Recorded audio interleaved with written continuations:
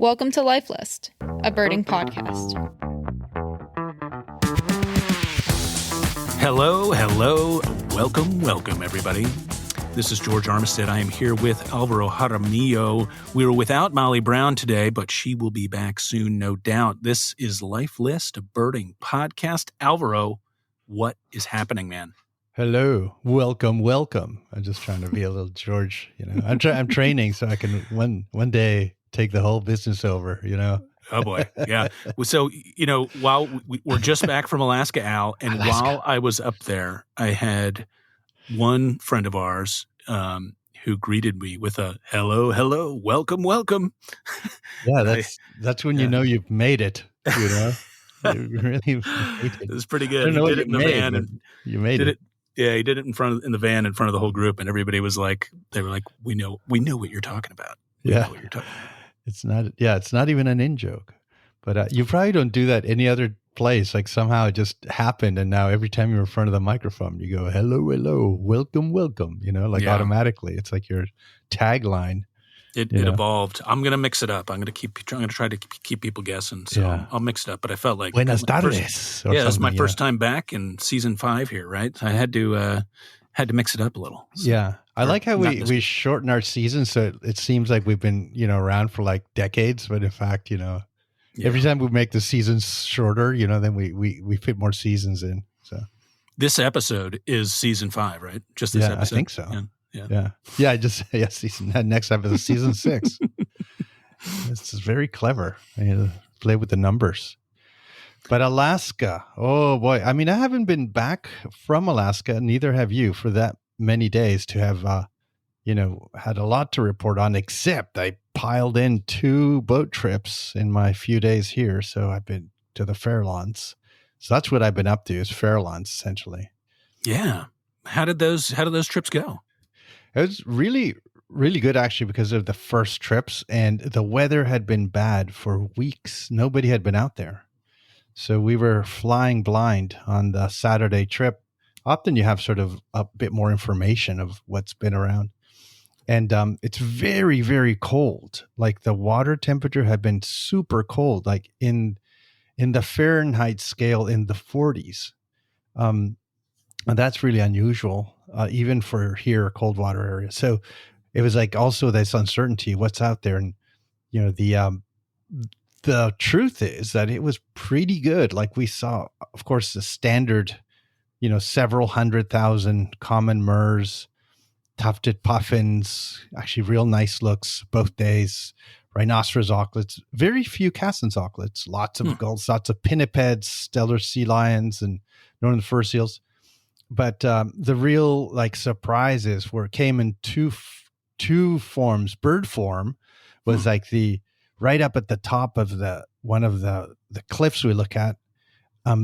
The gannet, Morris, the gannet was there. He's sort of, he's kind of the one gannet in the Pacific. So he's become like a real showman. But Mobass, as I like to call him. Yeah. Then he disappears every so often, not around. But now he's been joined by 3 brown boobies. Oof. So, and he's huge compared to the boobies. That's one thing that everybody's like, oh my God, look how huge that thing is. Because you kind of think of a gannet as just like, oh, a big white boobie. But it's actually a super huge, big, white Yeah, boobie. they're big. Yeah. And these brown boobies, one of them is a male. So we can tell it's the Brewsteri form with a pale head, which now may be called the Cocos boobie. It's a new name. They might split it. But then I hope that happens. I know, Cocos. Yeah, because that means nuts in Spanish. Like nuts, like I like to eat coconuts, right? And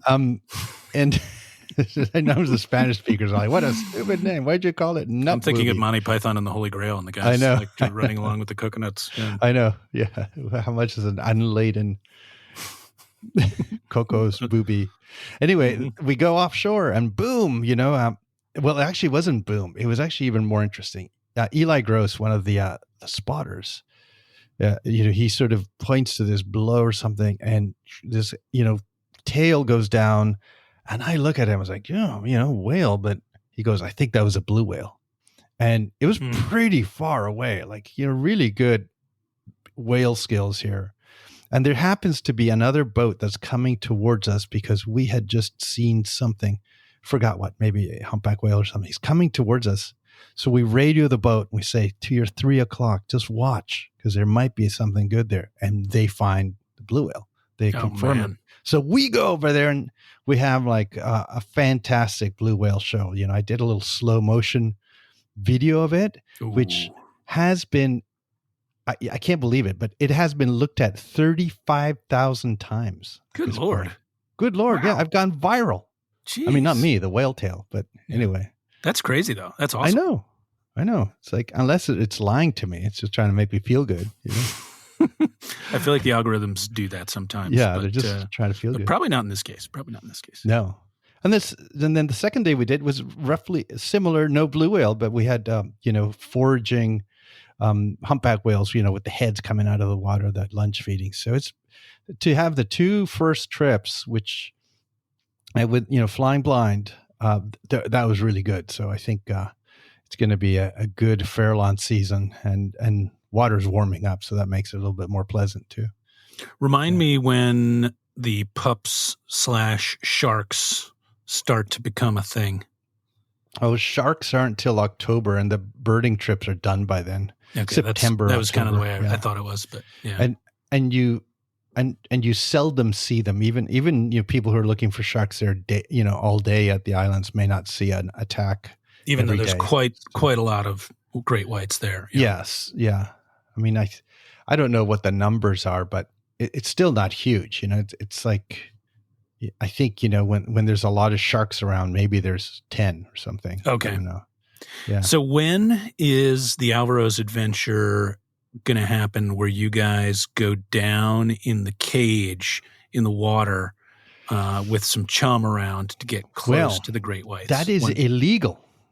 That's never stopped you before, Al. Let's be honest. Well, actually, you confused me with another Alvaro somewhere. But no, the truth is that actually we part of the reason that you've probably heard we have these permits for actually chumming for birds and so forth. Yeah, was because chumming was outlawed largely because they could see that the shark industry was going to go crazy, Mm-hmm. So they had to put some barriers on what you could do.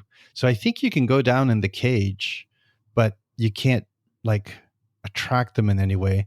Probably for the best. Yeah. And what I've heard is the visibility in the Farallons is basically 2 feet. So most people go get cold, don't see a shark and go home. So it's really, the business model's not that good. So it doesn't sound like a really awesome experience necessarily. Yeah. But, it was pretty cool. I guess they used to do this kind of stuff in South Africa. And then those killer whales started eating all the sharks. Now there's no sharks. Yeah. Yeah. That's nuts. Yeah. But fantastic start to the season. And, almost like such a, how you've only been home a few days, but imagine putting in 2 boat trips in those days you've been home. I cannot imagine that right now, knowing how I felt. I think, as I mentioned up there when we were up in Alaska, that, the good part about, birding Alaska in June is that it's light all the time. You can just keep going. But the bad part about birding Alaska in June is that it's light all the time and that you can keep birding the whole time. Very bad. Yeah. Yeah. You have to have it's like a big bowl of Necco wafers, and that George cannot put it, keep his hands from it, just nonstop Necco. Getting all chalky. Yeah. I got to tell you folks, up in the northernmost spot, town, city, village in the U.S., in Alaska, there's a little store called the Fur Shop. The Fur Shop, yeah. Yeah, we went expecting that it would be all like pelts and fur. Oh man, it's got candies and it's got candy selection. And it's got stationery and balloons, and in the back they had all kinds of stuff in there. Yeah, yeah. And guess what, folks? Guess what George bought there? Necco wafers, including, and I did not know this, There's chocolate flavored Necco wafers, which are his favorite. Oh my God. And he had the gall to actually offer some of this crap to me. But obviously, you see, that's where I beg to differ. There was one friend of ours there who had not tried Necco wafers before. Everybody else was disparaging me for the most part. I think there was one other person that agreed with my take on the exquisiteness of Necco wafers.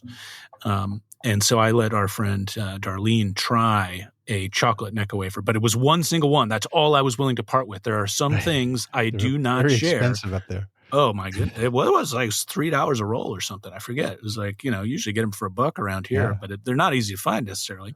I was shocked that they had them up there, but I do think they keep pretty well. So I'm not shocked because there's a lot of when you go up to the north, you'll find like there's a lot of like broken down cars and all this, and you think, oh, what's going on? A lot of things go there but never come back because it's too expensive to bring them back. So people go, oh my gosh, it's so full of junk. It's not really. It's kind of it's where a lot of things go, and they live out their full life and they never come back to the South. I feel like the Necco wafers are sort of in that boat. Like they've been sort of relegated to this northernmost outpost in Alaska, and maybe that is the only fan base they have at this point, because those folks they can't drive to a store without Necco wafers. It's just that's the one that's there. Imagine if every store you went to had Necco wafers. This is a world I would like to live in. But there's a lot of birds up there too, and stories. We came back with stories. Yes, we did. Shall we give folks a little zoom out, Al, on what we did here, and then we can do a little zoom in maybe on each spot. Maybe that'll help kind of organize people's thinking. First, we visited the Pribilof Islands, St. Paul Island in particular, which is well worth looking at on a map if you're not familiar with the Pribilofs. I always like to say it is pretty much smack in the middle of the Bering Sea. It is really a speck of land, just, a couple specks of land, way out there. So, there's just nothing near it, really. It takes quite a bit to get out there and quite a bit to get back. You need some luck to do either one of those things. Especially to get back, yeah. Yes.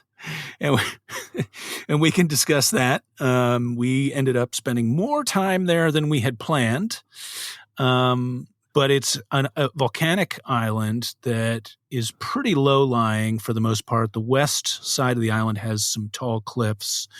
South of there, 30, 40 miles, something like that, is St. George Island, which has much larger percentage of the coastline is cliffed, shall we say. And that is where 3/4 of the world's red-legged kittiwakes breed, is on St. George. There's quite a few on St. Paul Island as well.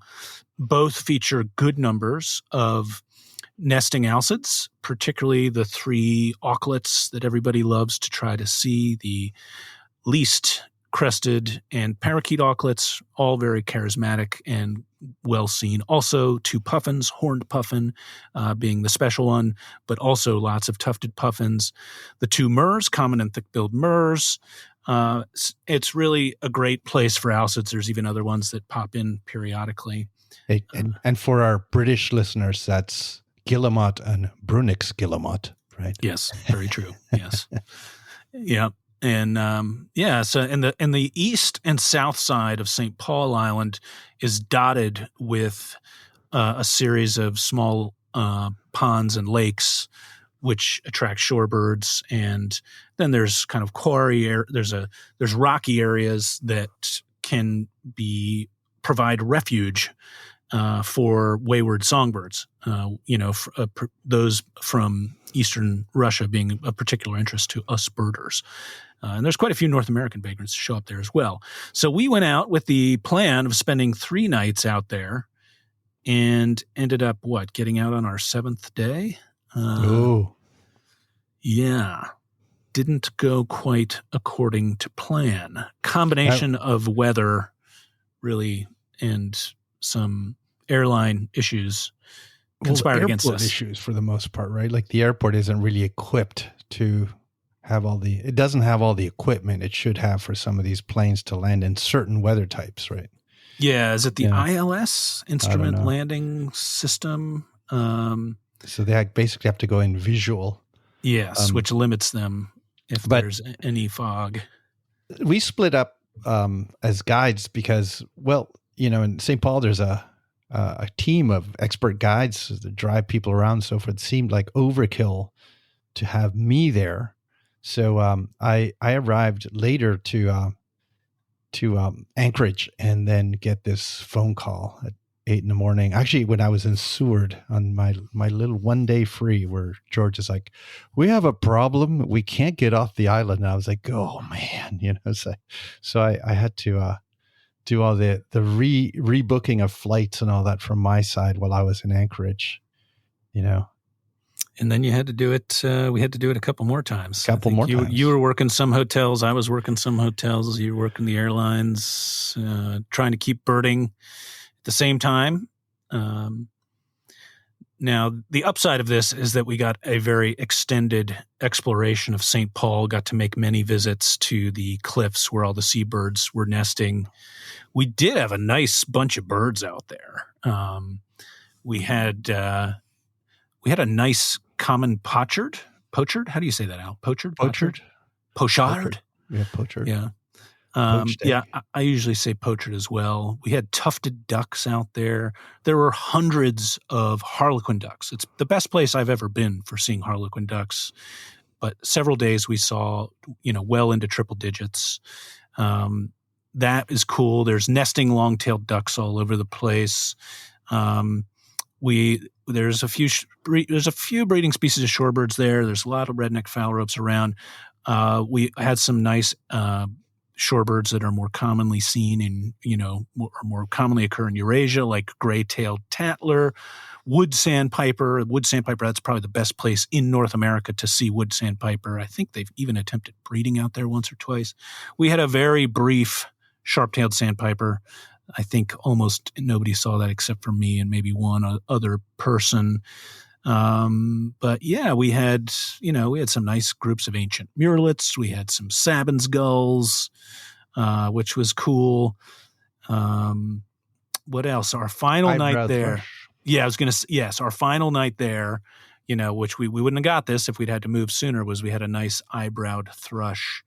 And we also had a couple sightings of white wagtails out there, which was nice. So we had a nice array of birds. We had a Siberian whimbrel, the variegatus subspecies of whimbrel. It was quite a dark one, actually. I didn't even realize they could be quite so dark as the one we photographed. So it was nice. It was just a little bit more of St. Paul than we really bargained for, Yeah, and one thing you should probably mention too is that apart from all the seabird breeding colonies there, I mean, it's actually a region of endemism. Like the kittiwake is one thing, but there's also these alcids that are essentially only breed there, and then the Russian side, like crested auklet, least auklet. But then you also have these two birds on the island that are subspecies that probably one day will be full species. I think the rock sandpiper, that's there, big and pale and weird. The nominate form of rock sandpiper there. Yeah. And then the big old huge dark rosy finch that's on the island. That one never moves out of there. So. Gray-crowned rosy finch, is resident. There is some folks I think, right? We ran into two biologists that are studying the rosy finches right now and applying color bands to them and it'll be fascinating to find out. I think this is their second season up there, if I'm not mistaken. Yeah. And but the gray-crowned rosy finch subspecies umbrina, right, seems ripe for split, like 50 to 60% larger than the mainland ones. That's a massive difference. Massive. They probably couldn't even mate if they tried, because that Bruce Lyon is the prof that is leading that work, as I understand, from UC Santa Cruz, and I don't know what the research is exactly on, but I imagine it's evolution of behavior. What is often what he's worked on. Coots in the past and black-headed ducks. So he's done some really cool stuff. Him and his team. And the rosy finches are fun. And you get there, people are we arrive there, and you really feel like you're at the end of the earth. And these Especially there's not after day that 7. Yeah. Yeah, exactly. And there's not that many birds that are really common in terms of species-wise, but these rosy finches are all around town, nesting in the eaves of houses. They sound kind of like house sparrows. They almost kind of fill that niche. They, typically they would have nest a lot on cliffs and rocky areas, little, cracks and crevices and hills and stuff. But they love being around town. They come to feeders in town, and it's a really nice bird to have as a common one. In part, they're good, they're handsome birds, but they look very, very different as well than the mainland ones. Yeah, that's going to be interesting. So there's a lot to look at there in a sense, and maybe in the future it'll be even more interesting to some people if things are separated. But yeah, then you got out. Then we had an issue in that. What do we do? Because all those people were supposed to be going to Nome. Yes. And Nome was sort of the, we were going to look all over all the different roads. We're going to have time to really get into spots that often Nome tours don't get into.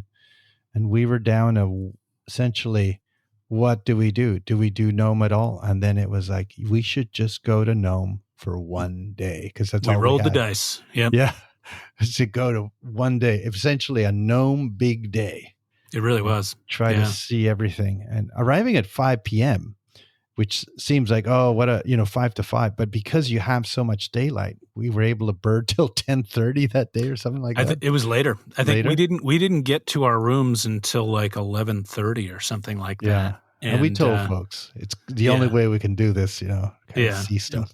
And then I think we were up by 7 or something, and then we had basically until about 2:30, 3 o'clock to bird the next day. We crammed in a lot in a short amount of time. We got a lot of the major targets in Nome. I think one of the cool things is we were able to get to a spot where there's a gyrfalcon nest. There was no adults around, but there was 2 fuzzy little white chicks. So it was, very cool to just see an active gyrfalcon nest with the chicks, and be in a place where you're like, wow, that's gyrfalcon's nest right there, and there's their babies. That was pretty cool. But right near there, we had, good Arctic warblers, which are really abundant around there, but, it's a real Alaska special from an ABA area perspective. It was cool to get that. And then I think one of the real, peaks of our time in Nome was by the time we got there, blue throats can be tricky. They have a short period of time during which they're really, really active and singing, and they're kind of settling out whose territory is where, and then they get quiet, and especially they get sneaky. They kind of stay low and out of sight, and they can become super, super hard. But we did connect with one. Our buddy Phil Shawn gave us a spot where he had one the day before, and we rolled up there, and that thing was singing away like crazy. You even got a little video, I think. Yeah. As far as I know, there are no blue throat records in Canada, maybe outside of Yukon, maybe, or the lower, part of the U.S. It is interesting. And you think, okay, they breed up there. I mean, there have been Arctic warblers in California, for example. So it must be, having seen them in India and in Spain, they're kind of sneaky, like super really sneaky. Yeah. Same as ruby throats, right? That whole group there is a pretty sneaky bunch. Sneaky. So I think that's what's going on. There probably have been multiples, and unless you caught one on the Farallon Islands on a mistnet or something, you're really not going to get one. Yeah, they like these dense thickets that often are kind of chest high, 10 feet high, but they like dense veg. And if they're in there, you need them to reveal themselves, and they just don't do that a lot of the time. Yeah. No, yeah, it's marvelous to sort of think that there's all these birds that we're not seeing, but eventually we might even key in on how to find them or what have you, or would just over time as there's more birders, they'll just show up. Yeah. And ruby throat, Siberian ruby throat's one of them. Like you see that in the book, and you just expect it's going to be like a robin or a Blackburnian warbler just sort of sitting out, but it's not. They are sneaky, furtive. Yeah. Yeah. Really, hide. Unless they're singing. The Right. first one I ever saw was singing on St. Paul Island, right behind the dining hall, sitting up on a barbed wire fence, singing out. And I was like, oh, these are easy. I don't know what people are talking about.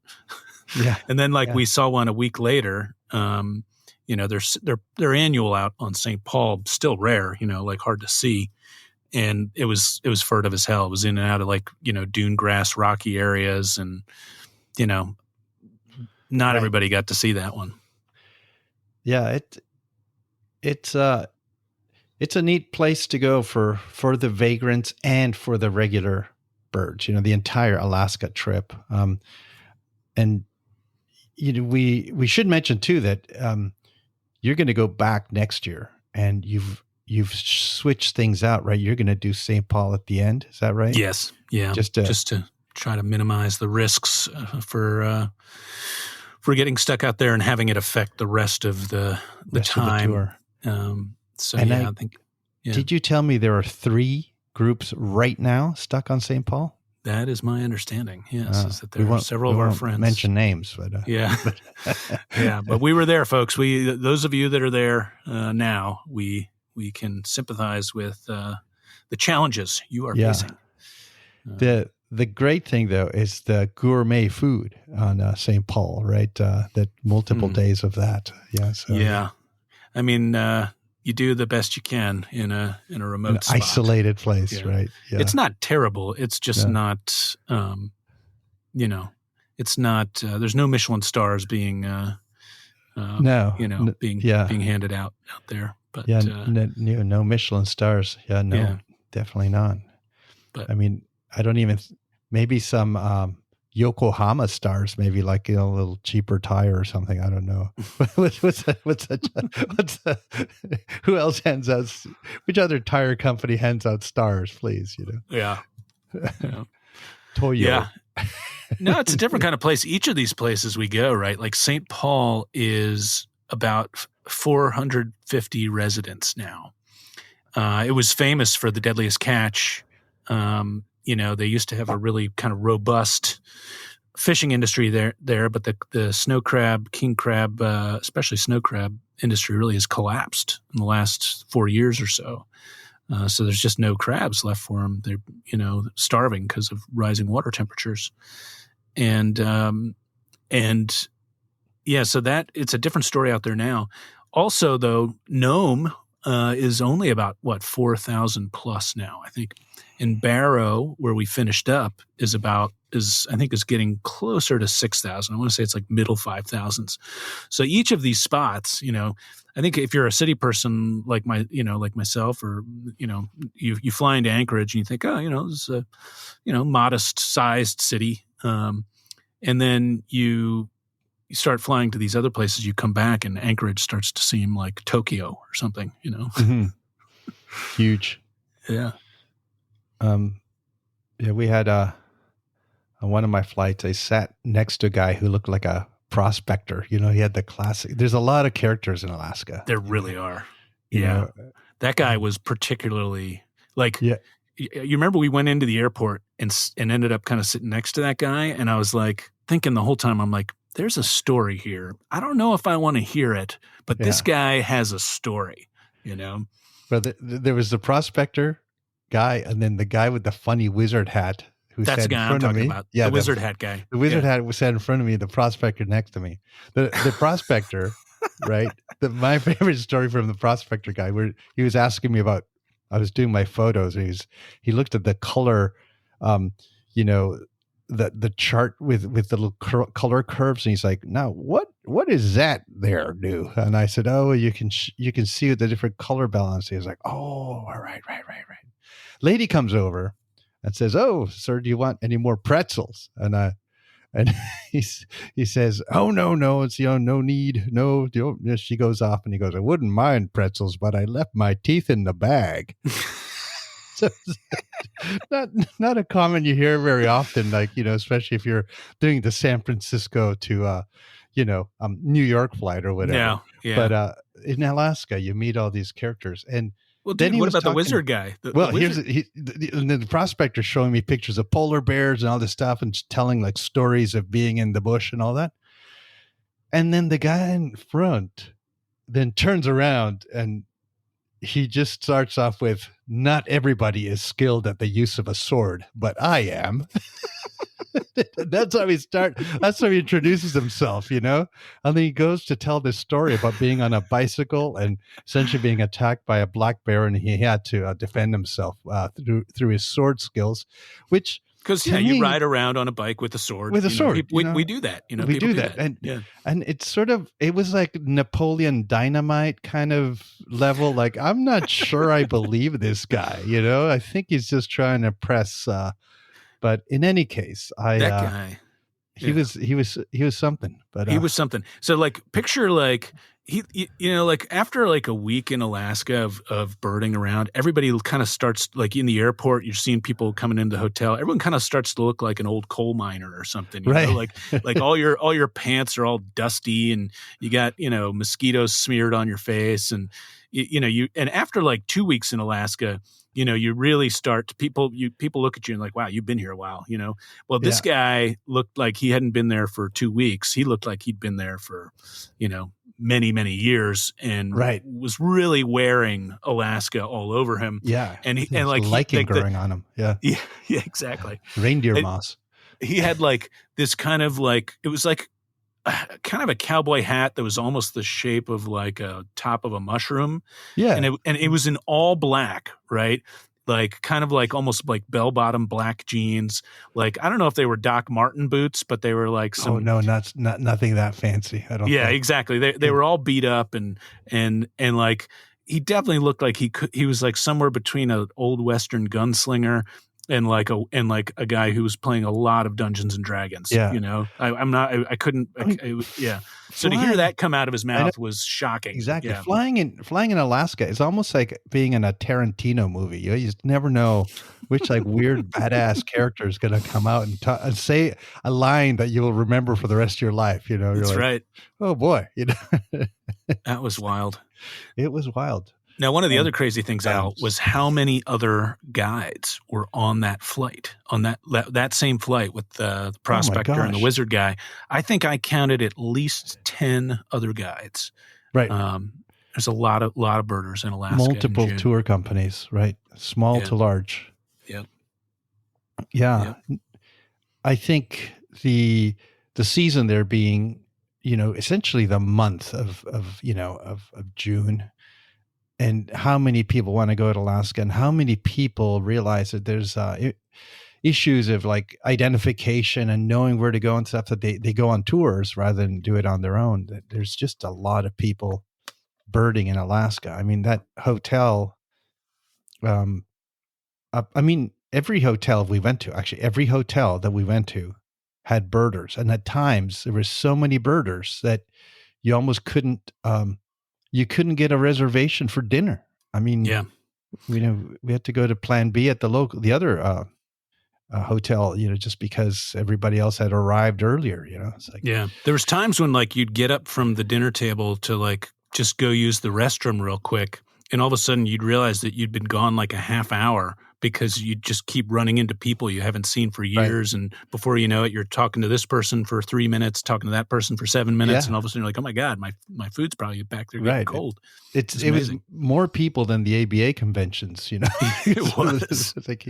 And, we were joking that we've always wanted birding to become more people doing it, more common. Everybody's birding. And then it happens. You're like, oh boy, it's like, now you can't even get a van here, it's like pretty wild. It's definitely competitive space up there for resources always. And the birding is so great that it's understandable, but it is.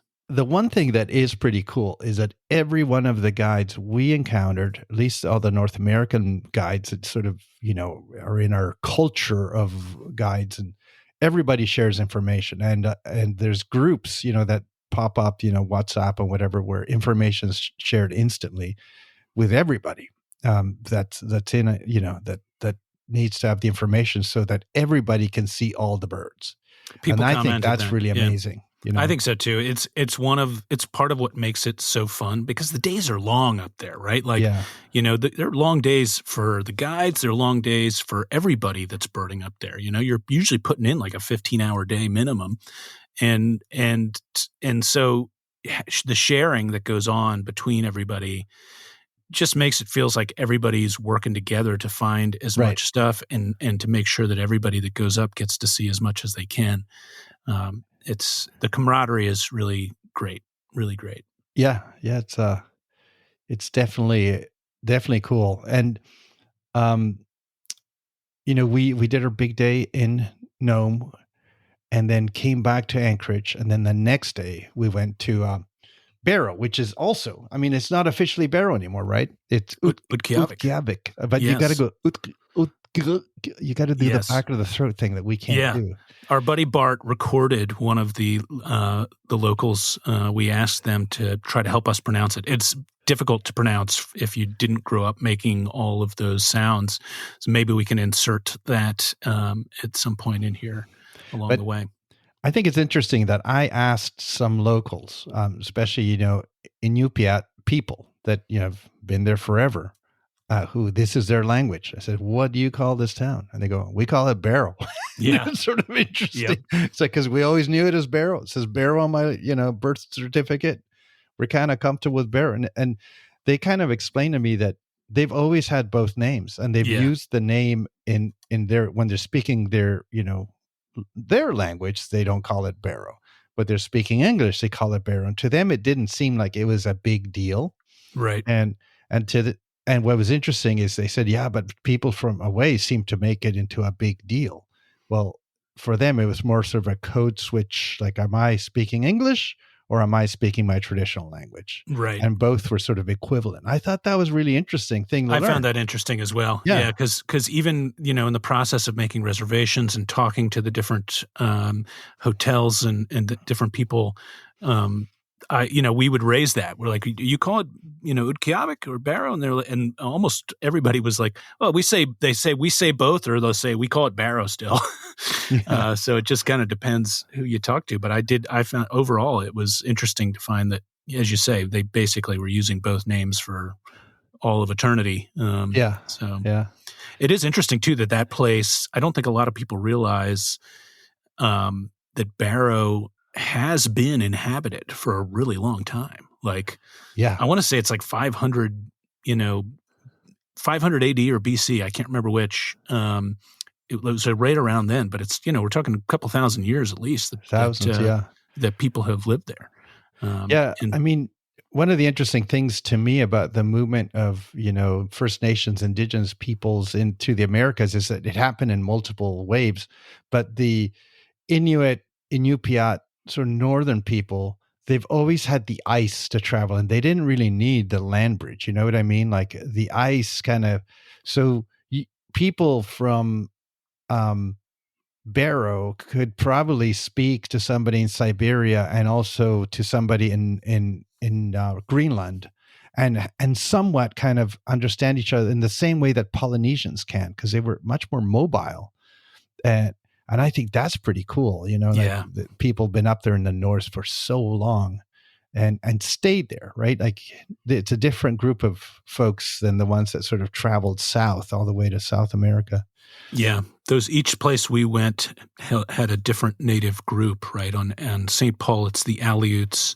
In Nome, it is the Yupik. And in Barrow, it's the Inupiat.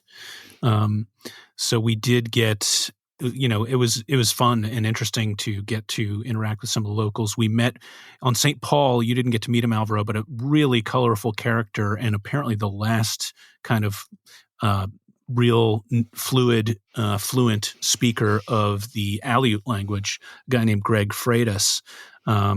was sitting next to us on the flight out to St. Paul, and he actually detailed, and we recorded him.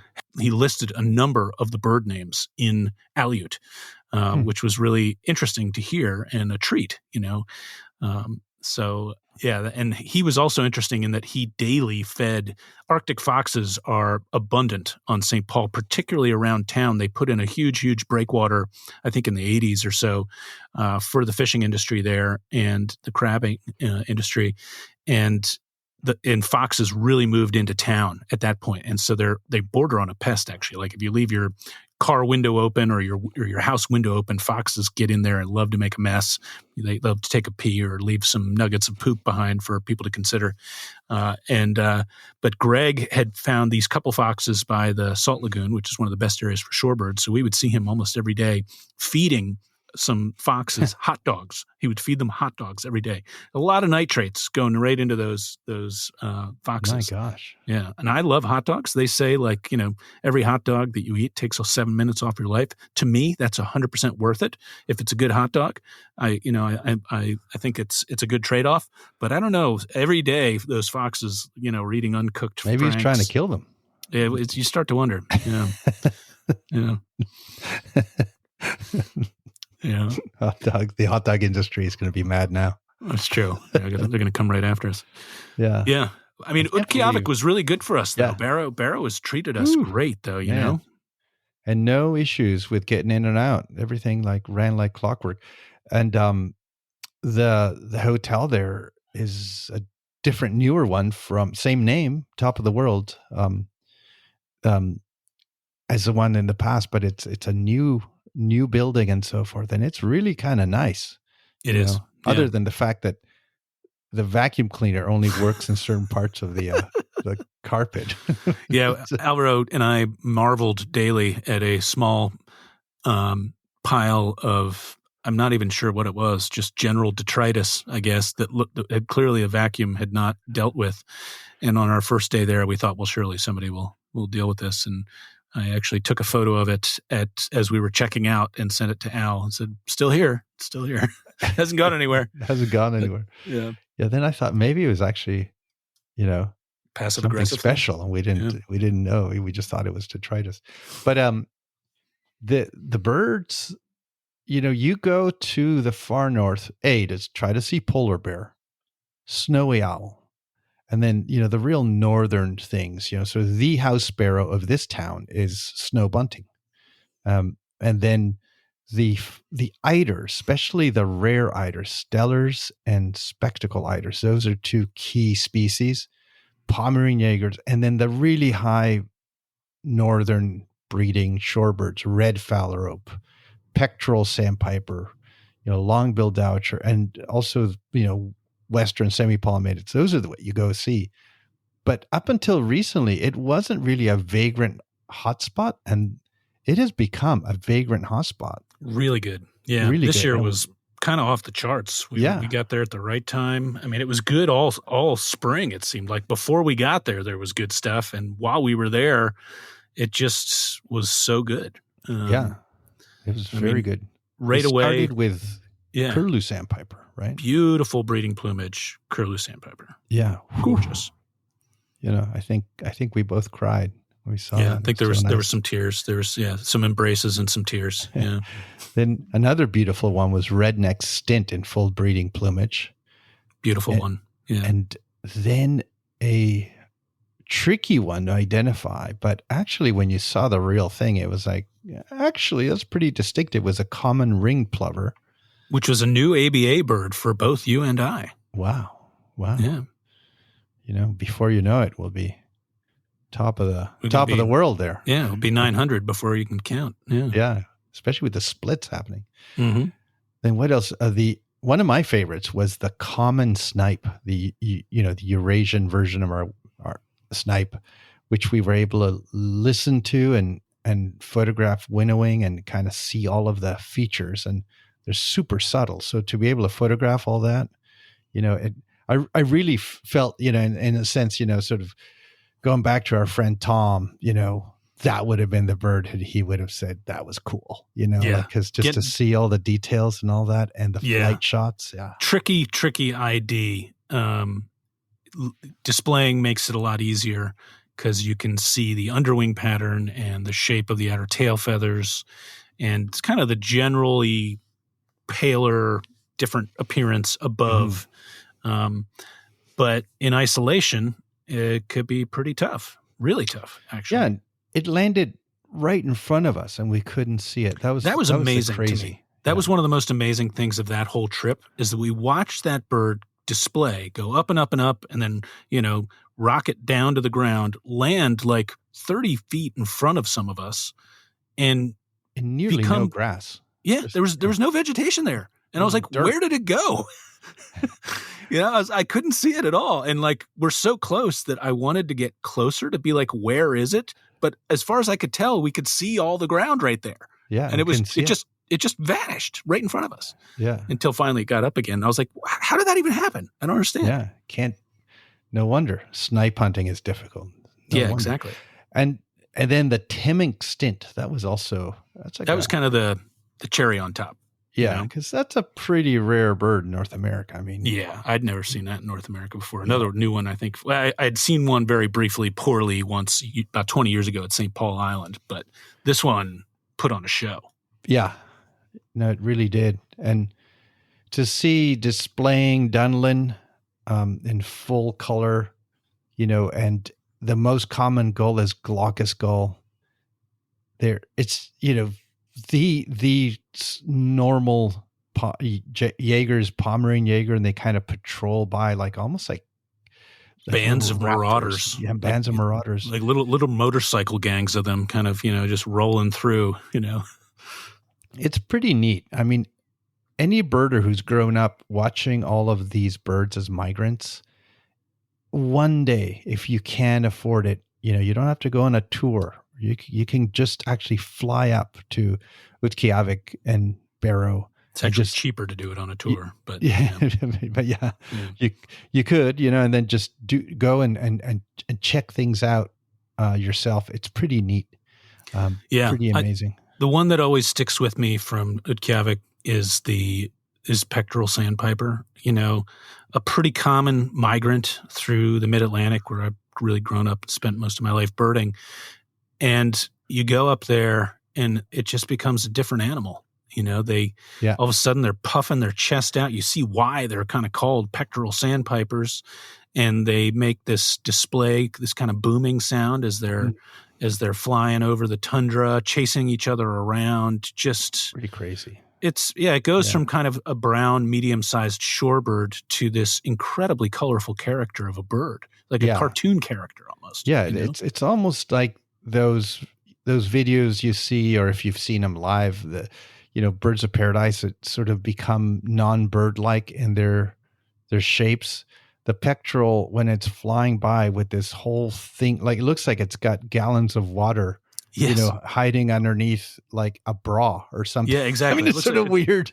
To me, it looks like it's got this big bowl of jelly on the on the top of its chest that's just kind of overhanging its belly. It's just bizarre. And you can't explain how it is.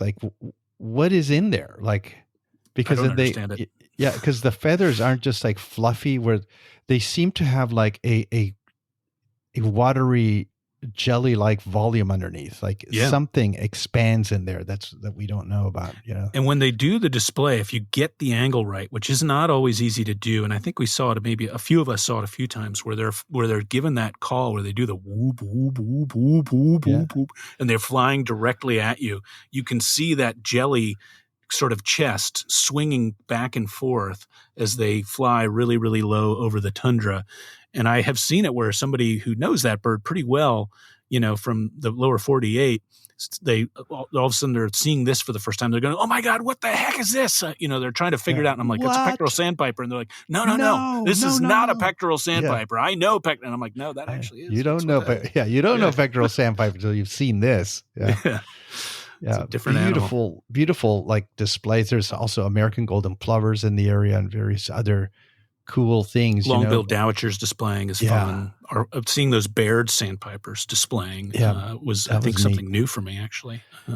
And we also had another lifer. We had a Ken Barron's lifer, the of Naturally Adventures podcast, which overdue lifer. It was great to get Ken as a lifer. And we decided we should talk to him, sort of a co, what's it, a podcast co-chair, or something. Yeah.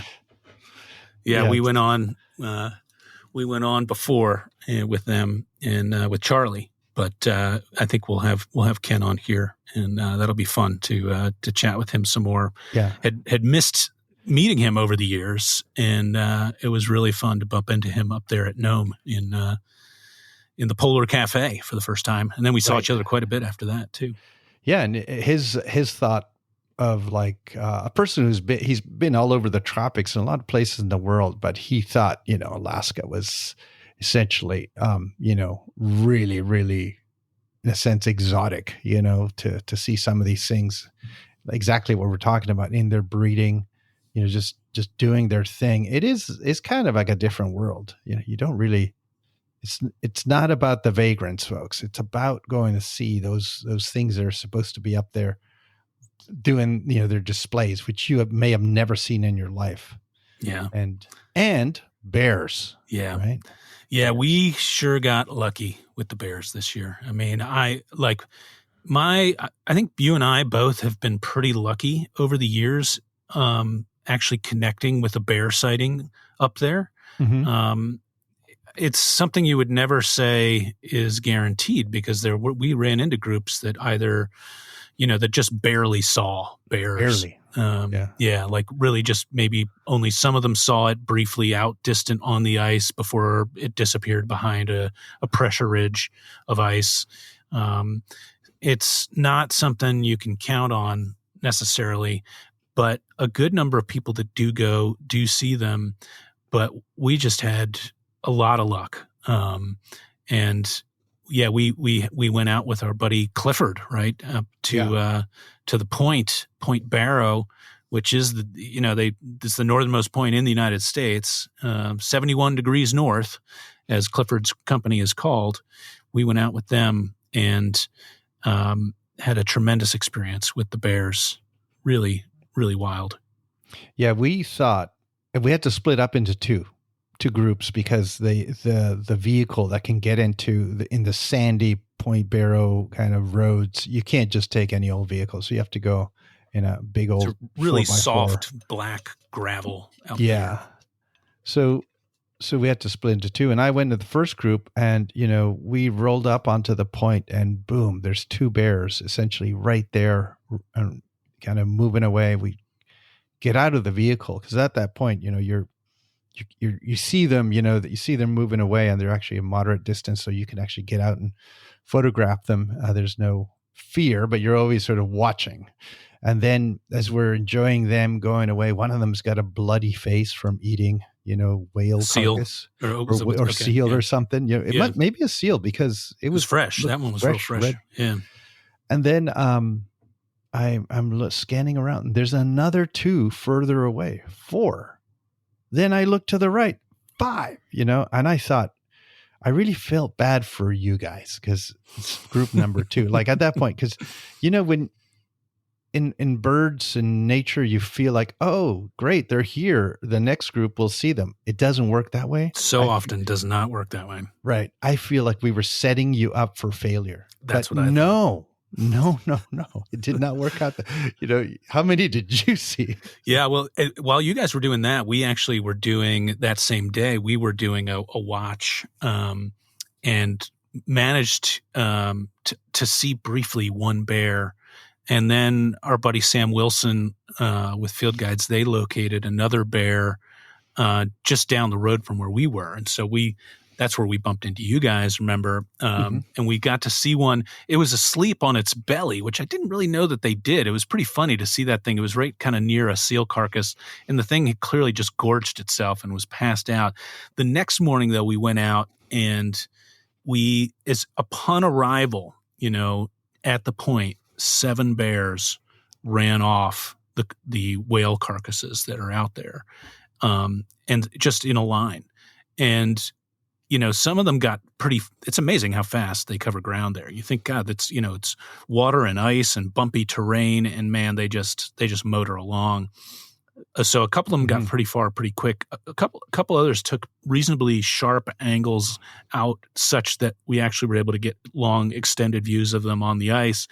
And then one actually decided that, we'd taken a position on the beach there and we're just scanning around with our binoculars, telescopes, enjoying the sightings of the bears, came and actually turned back and then came back to shore to kind of rummage around in the carcass there. And so we watched him at some length. It appeared to be a male, not 100% sure, but had a big hump in its back and looked particularly large. It was very dirty from rummaging around the whale carcass. But in the end, we picked out a couple others on the ice, and we had a total of 9 out there, which ties my all-time high from, I think it was 2011 or something. We had 9 out there. Amazing. Yeah, and the bears look, to my eye, like really healthy and fat and so forth. Yeah. We do sometimes get the news here that, all the bears are starving and there's no ice and what have you. And of course, that kind of thing is happening in some places, but not everywhere. And definitely this just looked like, oh yeah, big old fat bear. Yeah, they did. Paws. They had big full bellies and they were moving around a lot and they looked fat and happy as far as I could tell. And there's a lot of seals in this area, too. So they, they obviously feed on them. It was pretty fantastic. The bears. I think for a lot of our crowd, the bears were the bird of the day. Maybe bird of the trip, kind of thing. It's true. It was nice to finish strong with bear sightings like that, because it does not necessarily go that way. Yeah. And both our groups that went out to the point there got really lucky that we did. Other groups I talked to didn't really connect with bears. And so there were some that did, some that didn't. We just, as you say, it kind of really was the bird of the trip and at the end there.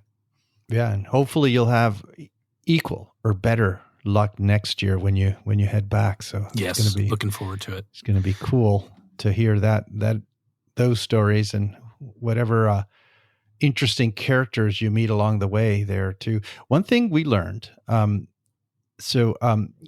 and Margaret, who were on our trip, they sat next to a woman who I don't remember her name because I wasn't there, who was very involved in the sort of organizing the local indigenous communities in various ways. And she had a lot of knowledge of how everything works and the hunting and the, living off the land and so forth. They talked for a long time. And she said, the thing about bears is that they're left-handed. And, if you're worried about when attacking you or whatever, you always go to their right because they always hit with their left. And I was thinking, I wonder if this is like a BS story that they tell all the Southern people and then, they pass it on. But then we went to the museum in Utqiagvik, the Heritage Museum there. And it was right there on the sign, where there was like a whole thing about polar bears, that polar bears are left-handed. I did not hear that part. I didn't realize. I missed that at the museum. I heard that story otherwise, but that is fascinating. Yeah. So backed her up. It's real. So I guess when in the old days, pre-guns, if they were hunting bears or, because some of that bear pelts were used for making mittens, and there's some aspects of wear, clothing that was particularly good if it was made from polar bear fur, because you can imagine, that's good fur. So Anyway, when they were hunting them or defending themselves from them, they had to always be thinking about the right side, left side, what they were doing. So I thought that was kind of fascinating. These little tidbits you learn. Yeah. Juicy nuggets. Right. Juicy nuggets. Not that I'm ever going to have to know that. I hope you don't, pal. Yeah. I hope you're not sitting there thinking, I need to attack this thing on its right side. That'd be a bad position for you. with my Swiss Army knife. Oh, and I have the little tiny blade because I was worried about traveling with the big one. And we saw when you guys were in St. Paul, we had a day when we had 5 black bears. Yeah, I want to say 5 black bears, multiple moose. Then up north, right in Barrow, in our one day in Barrow, lots of muskox. Yeah, including one tiny baby. Remember that little one? Yeah, little tiny guy. It was a pretty good mammal trip as well. Good mammal trip. Yeah. And your Arctic foxes and and so forth. It's a fantastic place. And it's not as far as it seems. It's I couldn't believe that I'd been essentially in the Arctic, and the next day I was home, and in the morning. Yeah, it feels like when you're there, you feel like you're on a different planet practically, and it seems so remote from these parts of the lower 48. But it's not such a bad travel day really, but yeah, it's a little rough and tumble up there. Folks that are going should be prepared for. It's tough living up there. Hotels and vehicles get beat up. Roads are bad sometimes. Roads are bad in a lot of places. Getting food is difficult in a lot of places. But the stars of the show, the birds and the mammals, kind of make that other stuff less important. Yeah, you tend to bird with rubber boots on, just because there's mud and melting snow and all this kind of stuff. It's, it's not perfectly groomed trails, when you're up in Barrow. Anchorage is a completely different animal. I mean, there's beautiful parks and sort of city stuff. Spruce grasses that occasionally attack. Spruce grass that attack your shoe. Yeah. Then the incongruous things are like you go to Utqiagvik, far north, Barrow, and there is a restaurant that serves Korean and Japanese food, and it's actually pretty good. You know what I mean? And I was like, how does this happen? And I think it was a Korean family. It wasn't a Japanese family that ran it, but that there they are. All year long, probably like making sushi. And it's just what incredible. Clifford, the point driver, he said you always go in there after 10 o'clock. That's when the chefs really get cooking. And I was like, I don't know if I'll ever get to test that out, but interesting idea. Yeah. And Clifford was a character too. His business in the winter is that he has that big truck, and he hitches a huge trailer on it and goes on the ice road. Because at that point you can connect to Prudhoe Bay, right, on this ice road, and then get to the main road and drive all the way to Anchorage. So that's the only time of year where you can actually drive to Anchorage on this ice road. And then he brings back wood and building materials and all this stuff that's super expensive. And there's this beautiful video about him and his work. And, he told me they take 2 weeks of food. He's got a satellite phone in case something goes wrong. They just basically are set up to survive in case, because you're on a road, but there's nobody else on this road. Nobody, for days and at times. And like if it's snowing or, they can't necessarily tell where the edge of the road is, and you're, he was saying they take 2 weeks of food just in case they get stranded. It's a crazy, crazy endeavor. And the truck, they could take off the wheels and put those little kind of what are the treads? Almost like a tank. It's like a triangle. They're like kind of triangle, like tank, like if they need to tires. It's just like what a way to live. And his whole deal is like these.